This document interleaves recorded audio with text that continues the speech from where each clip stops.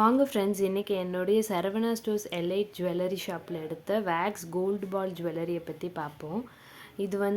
இதுக்கு பேர் சோலாப்பூர் நெக்லஸ் அப்படின்னு சொல்கிறாங்க. பட் இது நெக்லஸ் மாதிரியும் இருக்காது, லாங் ஹாரம் மாதிரி இருக்காது, மிடில் ஹாரம் டைப்பில் போட்டுக்கலாம்.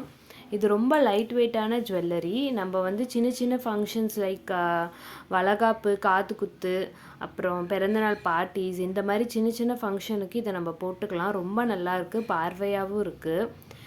இது கோல்டு பால்ஸுக்குள்ளே வேக்ஸ் வச்சுருக்காங்க. வேக்ஸ் வச்சு சில்க் த்ரெட்டால் இது கட்டியிருக்காங்க ஒவ்வொரு பாலையும்.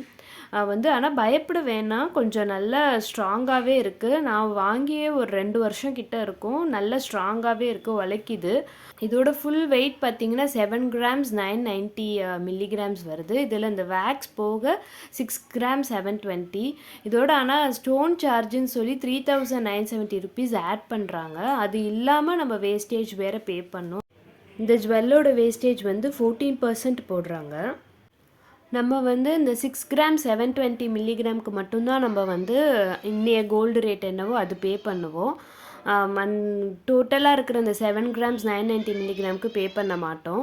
இப்போ நம்ம எக்ஸ்சேஞ்ச் பண்ணணும்னு நினச்சா கூட நம்ம சரவணா ஸ்டோர்ஸ்லேயே கொடுத்தோன்னா அவங்க அதே 6 கிராம் 720 மில்லிகிராமுக்கு நம்மளுக்கு அந்த ஜுவல் அப்படியே ரிட்டர்ன் எடுத்துப்பாங்க.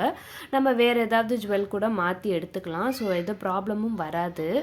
பேக் செயின் நான் தனியாக வாங்கினேன்னு சொன்னேன்ல, அது 3 கிராம்ஸ் 190 மில்லிகிராம்ஸு. இதுக்கு வேஸ்டேஜ் பேக் செயினுக்கு தனியாக 8% போட்டாங்க. என்னுடைய ஜுவல் கலெக்ஷன்லேயே இது நான் அடிக்கடி யூஸ் பண்ணுற ஒரு ஜுவல்லு. எனக்கு ரொம்ப பிடிச்ச ஜுவல்லும் கூட. உங்களுக்கு இது பிடிச்சிருந்தா கமெண்ட்ஸில் சொல்லுங்கள் ஃப்ரெண்ட்ஸ். பிடிச்சிருந்தா உங்கள் ஃப்ரெண்ட்ஸுக்கும் ஷேர் பண்ணுங்கள். சப்ஸ்கிரைப் பண்ணி என்னை சப்போர்ட் பண்ணுங்கள்.